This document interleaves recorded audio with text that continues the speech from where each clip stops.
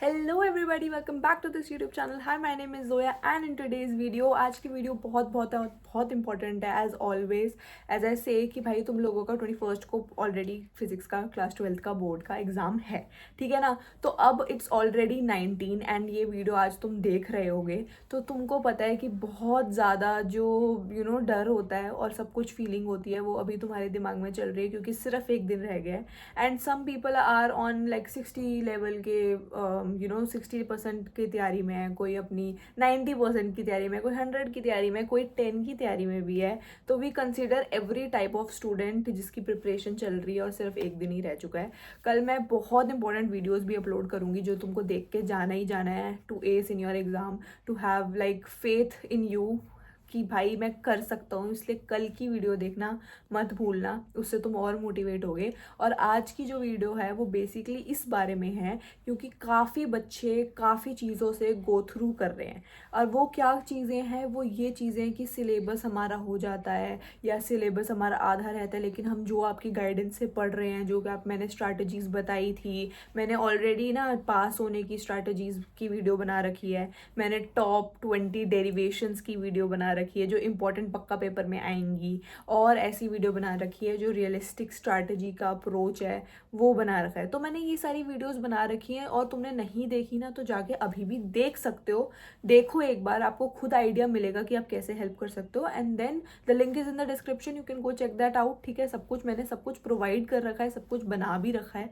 ठीक है, तो भाई जो मेन क्वेश्चन अभी आता है, जो कमेंट अभी आ रहा है कि भाई हम पढ़ तो रहे हैं, हम सिलेबस कर रहे हैं, हमारा सिलेबस रहता है, लेकिन हम जो भी चीज़ें उठा रहे हैं उसमें मेन दिक्कत ये आ रही है कि ना अगर हम थ्योरी करने जा रहे हैं ना तो भाई थ्योरी हमसे नहीं हो रही, हमसे न्यूमेरिकल और डेरिवेशन हो रहे हैं या न्यूमेरिकल नहीं हो रहे। ठीक है, थ्योरी नहीं हो रही, न्यूमेरिकल नहीं हो रहे, या ऐसा कुछ डाउट्स आ ही रहे हैं।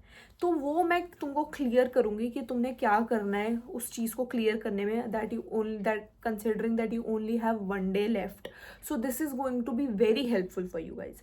देखो, पहली बात तो ये है कि if you are a JEE student, मैं एक बिलीव करके जाती हूँ क्योंकि जेई के जो बच्चे होते हैं ना उनको उनके लिए थ्योरी करनी थोड़ी सी मुश्किल होती है, because they are much more interested and मतलब उन्होंने न्यूमेरिकल्स इतने करे होते हैं कि उनके लिए थ्योरी थोड़ी डिफिकल्ट हो जाती है क्योंकि वो जेई की प्रिपरेशन कर रहे होते हैं। So there is a fact कि होता है कि थ्योरी उनके लिए थोड़ी मुश्किल होती है।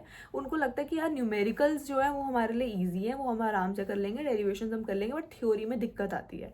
अब देखो, उन बच्चों के लिए भी मैं ये बोलूँगी कि अगर तुम लोगों के न्यूमेरिकल्स अच्छे से हो रहे हैं और अगर तुम्हारा क्या कहते हैं डेरिवेशंस अच्छे से हो गई हैं, if you have prepared well enough and you are suffering that theory नहीं हो रही है, तो पहली बात देखो, न्यूमेरिकल और डेरिवेशन हो रहे हैं ना तो तुम आराम से पेपर में एटलीस्ट 50-55 नंबर ला सकते हो अगर तुम्हारा हर क्वेश्चन बन रहा है। बट अगर मैं ये भी सपोजिंगली चलती हूँ कि भाई तुम्हारे कुछ क्वेश्चंस नहीं बनते, टचवुड ऐसा ना हो, बट अगर मान लो तुम्हारे 1-2 क्वेश्चंस नहीं भी बनते हैं पेपर में, बाकी बन गए, तो मान लो मैंने तुम्हारा एवरेज टू एवरेज 40 नंबर लगा लिया कि 40-45 आ रहे हैं तुम लोगों के, क्योंकि तुम सिर्फ न्यूमेरिकल्स और डेरिवेशंस करके गए थे, मान लिया ये मैंने। ठीक है, अब coming back to the fact कि भाई हमें कैसे थ्योरी करनी है, उन बच्चों के लिए मैं बताऊंगी जिनका सिर्फ न्यूमेरिकल और डेरिवेशन पार्ट हो रखा है और थ्योरी में वो बहुत सफ़र कर रहे हैं।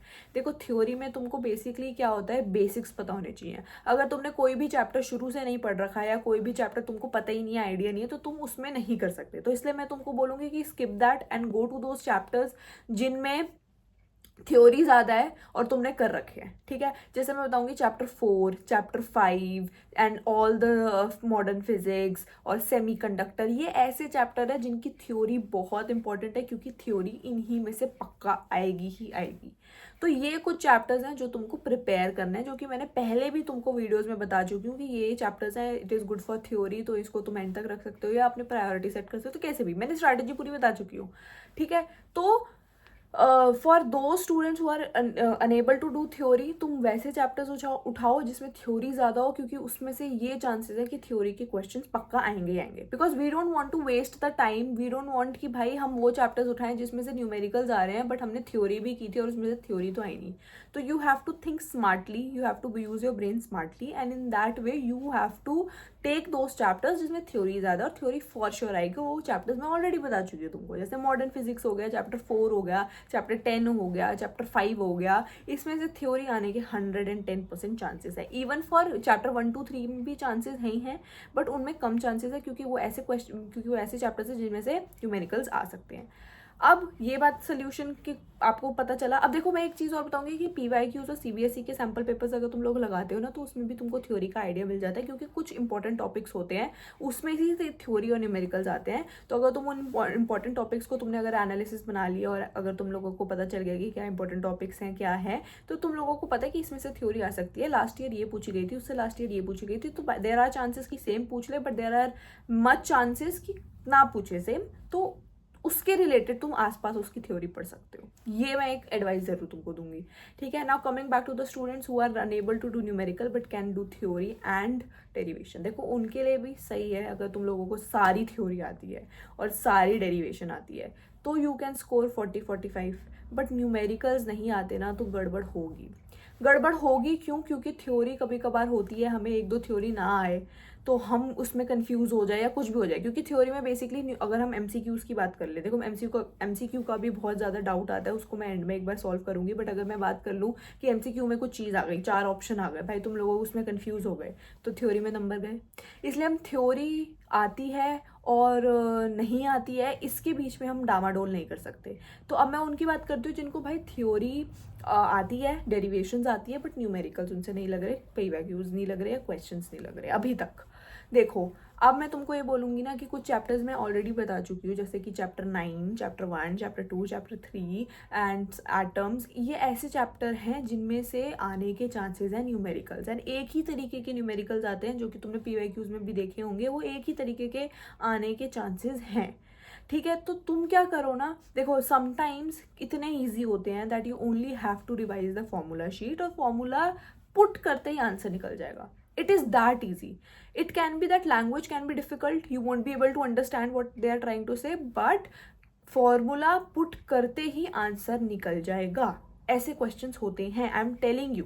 If you have done PYQs, if you have done CBSE sample papers, there are some questions, at least 2-2 number वाले क्वेश्चंस तो होते ही होते हैं, जिसमें बेसिक से बेसिक क्वेश्चंस आते हैं जो कि ईजी होते हैं करने में एंड हो भी जाते हैं, तो वो तुम कर सकते हो। अगर बात आए ट्रिकी क्वेश्चंस की, अगर बात आए कि क्वेश्चंस जो 5 या 4 या 3 नंबर के होते हैं, उसमें चीज़ें ज़्यादा पूछी होती है, उसमें कंफ्यूज हो सकता है बंदा, तो उसके लिए तो प्रैक्टिस की नीड होती है। बट मैं ये बोलूँगी कि अब तो वो टाइम चला गया है, तो तुम वही चैप्टर्स में से प्रैक्टिस करो जिन चैप्टर्स में एक तो डायरेक्ट फॉर्मूला लग रहा है, एंड दूसरी बात कि वो ईजी हैं करने में, और उनमें से पक्का न्यूमेरिकल्स आएंगे, जो कि मैं तुम्हें ऑलरेडी बता चुकी हूँ कि कौन से चैप्टर्स हैं वो जिनमें सिर्फ न्यूमेरिकल्स आने वाले हैं। तो न्यूमेरिकल्स की तो देखो तुम प्रैक्टिस कर सकते हो, बट प्रैक्टिस का टाइम नहीं है, इसलिए मैंने ये बात ज़रूर बोली है कि एकदम फॉर्मूला बेस्ड क्वेश्चंस आते हैं, ज़रूर आते हैं फॉर 2 नंबर्स, या एक पैटर्न होता है क्वेश्चन का, ज़रूर आता है, वो करके जाओ। किड यू नॉट, आएगा एंड तुम लोग कर पाओगे। तुम लोग बाद में देखना रिग्रेट ज़रूर करोगे कि यार न्यूमेरिकल्स तो हम करके ही नहीं गए थे, ईजी से ईजी थे, वो भी आ गए और हम कर नहीं पाए। तो we don't want that, we don't want कि हम रिग्रेट करें बाद में, इसलिए अभी भी you still have 1 day, you still have today, आज की पूरी रात लगा लो, जो तुमको करना है कर लो, क्योंकि देखो कल के लिए हमें कुछ नहीं छोड़ना, क्योंकि कल हमारा आखिरी डे है। We have to just focus on revision, वो भी थोड़ी बहुत, ज़्यादा नहीं, अपने दिमाग को एकदम रिलैक्स रखना है। और जो मैं वीडियोज़ डालने वाली हूँ about how to attempt the exam and what to do, what not to do, सब कुछ, वो वीडियो अगर तुम लोगों ने देख ली ना, आई एम टेलिंग यू 10 से 20 नंबर तो मैं तुमको बिना पढ़ाए उस चीज़ में बता सकती हूँ कि कैसे स्कोर करने हैं। तो उसके लिए stay tuned. If you have not subscribe to the channel, subscribe ज़रूर कर लो, क्योंकि वो पक्का तुमको हेल्प करने वाली है, एंड ऐसे भी अपकमिंग्स बहुत वीडियो आने वाली है, ठीक है। अब coming to the main topic which is MCQs। देखो MCQs बहुत डिफिकल्ट होते हैं, हर बच्चा MCQs में अटकता है, ठीक है। तो MCQ की अगर मैं बात कर लूँ ना, तो MCQ बहुत इंपॉर्टेंट है अगेन, क्योंकि इट होल्ड्स 1 नंबर। तो ऐसा नहीं होता कि भाई MCQ में हमने फॉर्मूला लगा लिया तो हमें फॉर्मूला के नंबर मिल गए, या हमने कुछ भी किया है तो हमको उसके नंबर मिलेंगे, नहीं मिलेंगे जब तक आंसर जो है वो सही नहीं होगा। तो MCQ को कैसे अटैम्प्ट करना है, अगेन मैंने बोला था कि प्रैक्टिस से आएंगे, बट थ्योरी के जो क्वेश्चन हैं वो लोग तुम कर सकते हो कि नहीं कर सकते हो, अगर तुमको MCQ में डर लग रहा है, ठीक है। और अगर न्यूमेरिकल की बात आए, न्यूमेरिकल में भी MCQ जो आते हैं वो डायरेक्ट फार्मूला बेस्ड आते हैं, 1 नंबर इजीली मिल जाएगा, बहुत इजी फार्मूलाज होते हैं जो आते हैं। देखो हर चैप्टर में तुम कोई भी चैप्टर खोलते हो उसमें हमेशा जब स्टार्टिंग में या बीच में कुछ कुछ चैप्टर कुछ ऐसे वो होते हैं फॉर्मूलाज होते हैं जो कि डायरेक्ट होते हैं, उनमें कुछ कॉम्प्लिकेटेड नहीं होता है, उसमें जैसे ही लगाया आंसर आ गया, उसमें कुछ कॉम्प्लिकेटेड बन ही नहीं सकता। हर चैप्टर में ऐसे होते हैं। तुम शुरू में भी जब पढ़ते हो या एंड के या स्टार्टिंग के जब पढ़ते हो तब भी, अब देखो तुम अपनी फॉर्मूला शीट, मैंने तुमको एक एडवाइस हमेशा दी थी, I don't know how you guys are following और नॉट, बट अभी भी टाइम है। मैं एक बोलती थी कि भाई formula sheet I have already uploaded on Telegram, if you have not joined then join the Telegram. उसमें मैंने short notes, important derivations, video भी बना दी इंपॉर्टेंट डेरिवेशन पे, वो भी देख सकते हो। एंड तुम्हारे फॉर्मूला शीट नहीं है तुम्हारे पास, या अभी तक तो होगी आई गेस, बट नहीं है तो वो फॉर्मूला शीट को तुम रेफर कर सकते हो। फॉर्मूला शीट देखो, रोज देखो, कल तक तो देखो ही देखो, पेपर से पहले भी तुमको देख के जानी है। मैं तो 4 दिन से बोल ही रही हूँ ये चीज़। तो फॉर्मूला शीट देखो, फॉर्मूलाज देखो, कुछ ऐसे फॉर्मूलाज हैं जो तुमको देख के ही पता चल जाएगा कि ये डायरेक्ट लगने वाले हैं। और ये ना न्यूमेरिकल की अप्रोच हमेशा ऐसी होनी चाहिए कि हम कुछ क्वेश्चन देख रहे हैं, हमको दिख रहा है कि क्वेश्चन में ये पूछा गया है, तो पक्का ये लगेगा, पक्का। और वो चीज़ कब आती है, कब आता है न्यूमेरिकल में हमको डिफिकल्टी, कब आती थी मुझे या कब आती थी बच्चों को न्यूमेरिकल में डिफिकल्टी, तब आती थी कि फॉर्मूला आता है बट पता ही नहीं है कि क्वेश्चन कौन सा है जिसमें हम पुट करें। तो वो प्रैक्टिस से तो आएगा ही आएगा, उसको क्वेश्चंस देखो, और क्वेश्चंस हमेशा जब भी कोई फॉर्मूला क्वेश्चन में लगता है ना, तो एक कहीं ना कहीं उस क्वेश्चन में हिंट होता है कि भाई ये फॉर्मूला लगेगा। तो वो देखो, 3-4 क्वेश्चन अटेम्प्ट करोगे, खुद पता चल जाएगा। एक ही तरीके के फॉर्मूला के 3-4 क्वेश्चन अटेम्प्ट करोगे, देख भी लोगे ना ऊपर से, तो भी तुमको आइडिया मिल जाएगा। अगर तुमको लगता है कि भाई अब टाइम नहीं है, एटलीस्ट जो मुझे करना है वो करूँ, इसका टाइम नहीं है, तो फिर ऊपर से ज़रूर देख लेना। अगेन एंड में ये वीडियो करूँगी इस नोट पे कि भाई तुम लोगों ने जितना कर लिया, you are good, you are well good. कल की वीडियो और देख लेना और तुम्हारा बढ़िया हो जाएगा। जितना तुमने कर लिया स्टिक ऑन दैट, वो ही करके रखो, उसी की प्रैक्टिस करो, उसी को पक्का करो, क्योंकि उसमें से पक्का आएगा ही आएगा, वो ही करो। अब कुछ नया शुरुआत करने की ज़रूरत मत करना, या नया शुरू भी अगर तुम कुछ कर रहे हो तो उसका बस बेसिक या ऊपर से पढ़ने की कोशिश करना, इन डेप्थ मत जाना, प्लीज़ इन डेप्थ में मत जाना, क्योंकि नहीं होने वाला एक दिन में। और तुम बहुत ज़्यादा मतलब क्लटर कर जाएगा दिमाग, बहुत ज़्यादा ना हेक्टिक हो जाएगा तुम लोगों के लिए। तो इसलिए it's better to do something that you already have done once then rather than something that you have not even touched once, ठीक है ना। तो ये ध्यान में रखना है बात। And all the very best for your exams. तो जैसी प्रिपरेशन चल रही है, एक दिन और रह गया, अच्छे से जी मन लगा के अपना प्रिपरेशन कर लो। मैंने तुमको बता ही दिया है कि कैसे करना है, न्यूमेरिकल की जगह थ्योरी कैसे करनी है, थ्योरी की जगह न्यूमेरिकल कैसे करना है, MCQs का कैसे देखना है। MCQs भी मैंने बता दिया है कि MCQ इज़ लाइक कि होगा नहीं होगा, क्योंकि 1 नंबर है उसमें, तुम्हारा अटेम्प्ट करने का भी कुछ नहीं है, it's just you have to write the right answer to it, ठीक है। एंड समटाइम्स क्या होता है ना कि जब तुम MCQs भी देखते हो, तुम उसको सॉल्व, तुमको लगता है कि अरे यार ये तो ईजी है, सॉल्व करता हूँ, बट आंसर नहीं निकलता, आंसर ही नहीं निकलता, क्योंकि हमें पता है, बट हम देखते हैं 4 ऑप्शन है, चारों में से आंसर ही नहीं है। But any answer that you find closest to it, या एनी आंसर तुमको लग रहा है कि अरे मैंने कहीं तो देखा था, या अपना लॉजिक लगाना, थोड़ा सा स्मार्ट वर्क करना पड़ेगा देखो पेपर में, तो लॉजिक लगाना और MCQ में वो कर देना। तो ये तो एडवाइस हमेशा रहती ही रहती है, ठीक है guys. So this is all for today. You can ask any thing on the comment section below, कुछ भी क्वेरी हो, कुछ भी हो, कमेंट्स में ज़रूर पूछ लेना। And till then have fun and study hard please, because your exam is just very soon. So yeah, see you then, bye.